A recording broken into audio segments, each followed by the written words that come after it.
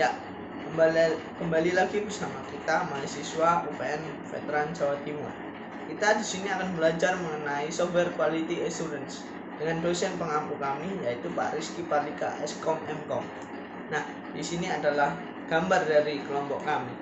Yang paling atas tersebut adalah Muhammad Faisal R, kemudian ada M. Ihwanul Iqbal, kemudian ada saya sendiri yaitu Firsa Chandra Giovanni. Nah, kita akan membahas tentang latar belakang kita belajar mengenai SQA tersebut. Pada saat ini, kita tahu bahwa software-software baru dengan inovasi yang baik pula banyak sekali bertebaran di instansi kecil maupun instansi yang sudah besar. Tentu ini akan menjadi paradigma baru mengenai perbedaan kualitas software tersebut. Sangat disayangkan apabila software dengan inovasi yang baik namun kurang memperhatikan akan pemeliharaan dan pengembangan software tersebut. Padahal, pemeliharaan dan pengembangan software yang baik merupakan landasan utama dalam penggunaan software tersebut dalam jangka yang panjang. Nah, kita akan masuk dalam pengertian SQA. Software Quality Assurance adalah penjaminan kualitas perangkat lunak yang merupakan hal penting dalam proses pengembangan perangkat lunak. Nah, metode penjaminan perangkat lunak meliputi pengujian, inspeksi, metode format, dan lain-lain. Produk berkualitas tinggi memiliki beberapa faktor untuk mengetahui kualitas produk tersebut. Tiga faktor tersebut antara lain yaitu 1. Portability atau yang kita tahu dengan mudah diinstal.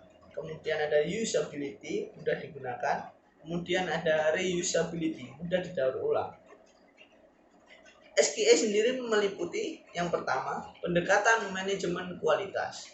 Kemudian yang kedua, teknologi rekayasa perangkat lunak yang efektif. Yang ketiga, kajian teknik formal yang diaplikasikan pada keseluruhan proses perangkat lunak. Kemudian yang keempat, strategi pengujian multi-tier atau deret bertingkat. Yang kelima, ada kontrol dokumentasi perangkat lunak dan perubahan. Yang keenam, prosedur untuk menjamin kesesuaian dengan standar pengembangan perangkat lunak. Yang ketujuh, mekanisme pengukuran dan pelaporan. Nah, kita akan masuk ke dalam kontrol kualitas.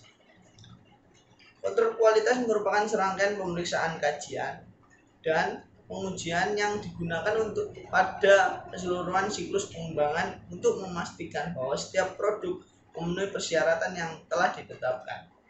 Konsep kunci kualitas kontrol adalah bahwa semua produk kerja memiliki spesifikasi yang telah ditentukan dan dapat diukur di mana kita dapat membandingkan output dari setiap proses kalang atau loop menjadi penting untuk meminimalkan cacat yang dihasilkan. Kemudian masuk ke biaya kualitas SQA sendiri. Biaya kualitas menyangkut semua biaya yang diadakan untuk mengejar kualitas atau untuk menampilkan kualitas yang berhubungan dengan aktivitas tersebut. Biaya kualitas dapat dibagi ke dalam biaya-biaya yang dihubungkan dengan yang pertama ada biaya untuk mengenai pencegahan, yang kedua biaya mengenai penilaian, yang ketiga yaitu biaya mengenai kegagalan.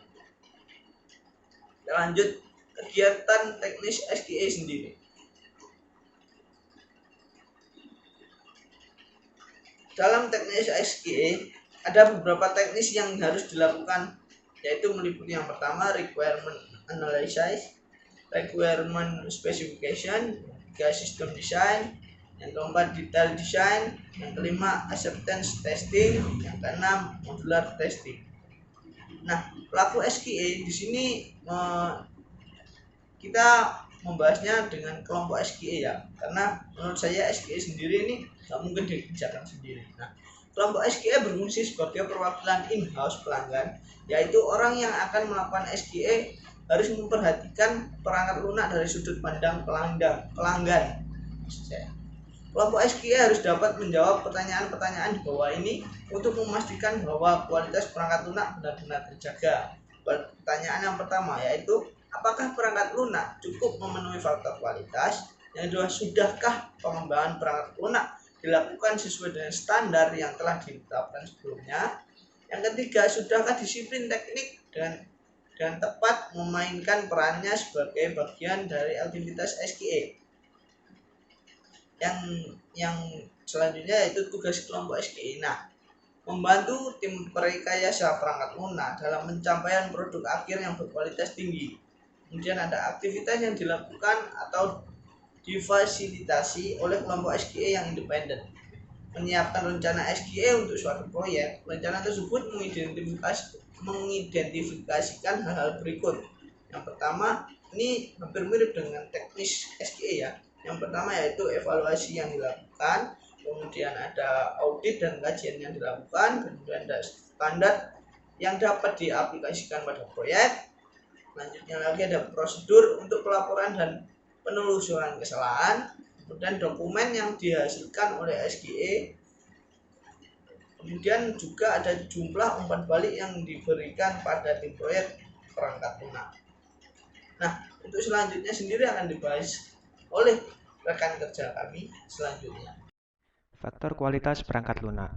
Menurut McCall, faktor-faktor yang mempengaruhi kualitas perangkat lunak antara lain ada 3, yaitu product revision, product transition, dan juga product operation. Aspek pertama atau operasional produk atau product operations berfokus kepada bagaimana program itu beroperasi, yang digambarkan sebagai efisiensi perangkat, kemudahan perangkat saat digunakan, banyaknya fungsi yang dapat dijalankan, hingga kesesuaian dengan tujuan pengembangan secara keseluruhan aspek. Aspek ini memiliki peran besar untuk menjamin fungsionalitas perangkat saat digunakan. Aspek kedua yaitu perevision produk atau product revision. Berfokus pada kemudahan pemeliharaan, pembaruan, dan pengujian perangkat lunak. Dalam siklus pengembangan perangkat lunak, pengujian perangkat merupakan hal yang sangat penting karena tahap pengujian berfungsi sebagai penjaga agar fungsi produk tidak melenceng dari tujuan. Aspek ketiga, transisi produk atau product transition yang berfokus kepada kemudahan produk untuk digunakan terhadap berbagai macam lingkungan. Aspek ini memiliki kedudukan sebagai acuan kualitas adaptasi perangkat terhadap berbagai macam lingkungan operasi yang akan diimplementasikan. Secara sekilas, aspek ini hampir sama dengan aspek operasional perangkat. Namun, perkembangan teknologi menyediakan lingkungan operasi atau lingkungan sistem atau sistem environment yang semakin bervariasi dan canggih, sehingga kemampuan adaptasi perangkat terhadap segala lingkungan operasi menjadi hal yang penting. Faktor-faktor kualitas perangkat lunak. Masing-masing aspek yang telah dijelaskan memiliki faktor-faktor penentu yang harus terpenuhi. Pada aspek provision produk terhadap 3 faktor, yaitu maintainability, flexibility, dan testability. Pada aspek operasional produk terhadap 5 faktor, correctness, reliability, efficiency, integrity, dan usability. Pada aspek transisi produk, terdapat 3 faktor yaitu portability, reusability, dan interoperability. Ke-11 faktor tersebut dapat dijelaskan sebagai correctness dideskripsikan sebagai kesesuaian fitur yang ada dengan apa yang pengguna butuhkan dan inginkan. Yang kedua yaitu reliability, dideskripsikan sebagai rentang suatu perangkat lunak dapat menjalankan tugasnya hingga kerusakan terjadi. Suatu produk dinyatakan dapat diandalkan apabila kemungkinan rusaknya rendah. Yang ketiga, efisiensi, dideskripsikan sebagai keoptimalan fungsi perangkat lunak dengan peralatan yang disediakan. Integrity atau ketangguhan lebih menitikberatkan kepada sektor keamanan sistem perangkat lunak dari gangguan internal maupun eksternal, contohnya hacker dan malware. Yang selanjutnya yaitu usability. Usability merupakan faktor yang berfokus terhadap kemudahan software melakukan tugasnya. Yang selanjutnya yaitu maintainability. Maintainability berfokus kepada pemeliharaan dan upaya dalam memperbaiki error perangkat lunak jangka panjang.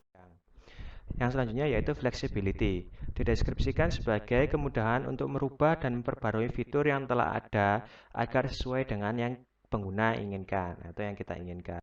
Testability dideskripsikan sebagai kemudahan untuk menguji perangkat lunak dan mendeteksi adanya kekurangan yang tidak diinginkan. Portability, software harus mudah dioperasikan dalam lingkungan perangkat maupun mesin. Reusability dideskripsikan sebagai kemudahan untuk menggunakan kembali bagian-bagian software untuk membuat software yang lebih baik lagi. Yang terakhir yaitu interoperability dideskripsikan sebagai kemudahan pengoperasian software dalam lingkungan sistem yang lain.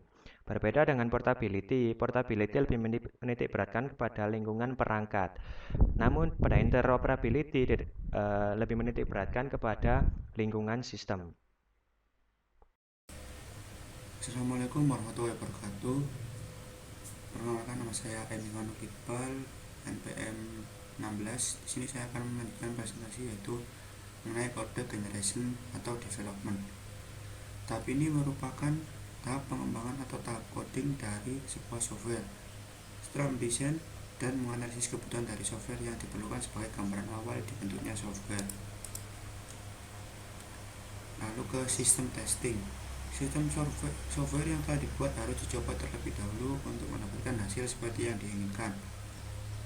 Lalu installation and conversion. Setelah software telah dibuat dan telah dicoba, maka tahap selanjutnya adalah penerapan pada pengguna real time.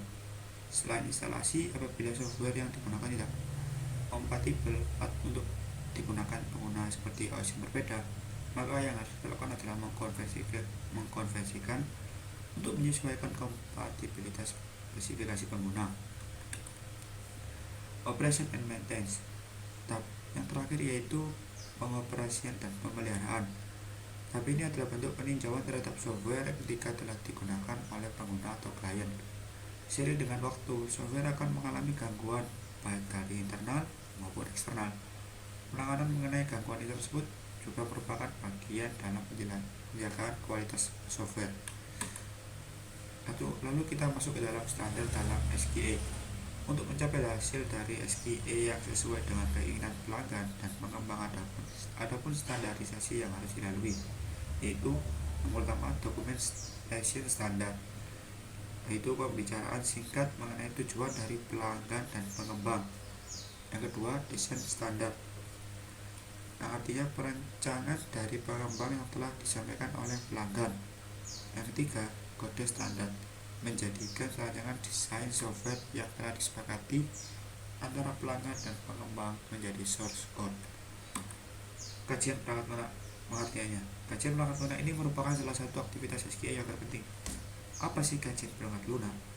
Kajian perangkat lunak adalah suatu filter bagi proses rekayasa perangkat lunak, yaitu kajian yang diterapkan pada berbagai titik selama pengembangan perangkat lunak dan berfungsi untuk mencari kesalahan yang kemudian akan dihilangkan.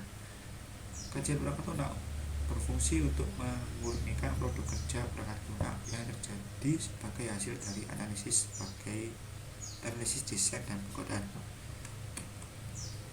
Lalu ke format teknik review atau disebut FTR.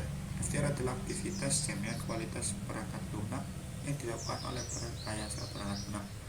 Kajian teknik formal atau workshop adalah pertemuan kajian yang disesuaikan dengan kebutuhan yang terbukti sangat efektif untuk menemukan kesalahan. Lalu keuntungan utama kajian teknis formal adalah penemuan kesalahan sejak awal sehingga tidak berlanjut ke langkah selanjutnya dalam proses perangkat lunak. Nah, tujuan FTR-nya itu menemukan kesalahan dalam fungsi, logika, atau interpretasinya dalam berbagai representasi perangkat lunak. Lalu memastikan bahwa perangkat lunak di bawah kajian memenuhi syarat. 3. Memastikan bahwa perangkat lunak disajikan sesuai dengan standar yang ditentukan sebelumnya. Yang terakhir, mencapai perangkat lunak yang dikembangkan dengan cara yang seragam, membuat proyek yang lebih dapat dikelola. Selanjutnya, pendekatan formal terhadap SQA. Kualitas perangkat lunak merupakan tugas setiap orang dan kualitas dapat dicapai melalui analisis, desain, pengkodaan, dan pengujian yang baik serta aplikasi standar pengembangan perangkat lunak yang diterima. Terima kasih.